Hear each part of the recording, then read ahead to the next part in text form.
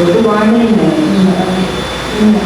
أنت التواب الرحيم وصلى الله على سيدنا محمد وعلى آله وصحبه أجمعين والحمد لله رب العالمين. Itu patuh, okey, barulah menjadi pemimpin yang baik. InsyaAllah kamu dalam tempoh masa saya ingat 5-6 tahun lagi kamu bakal jadi pemimpin.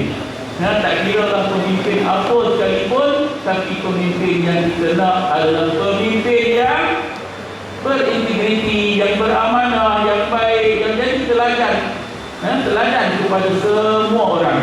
Itu yang kita nak. Okey.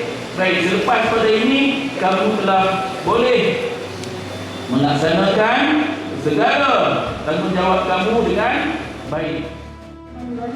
Saya merasmikan Majlis Rumah Payung Wafiqah Pelantikan Pemimpin Muda Sekolah Menengah Bacaan Februari bagi tahun 2025.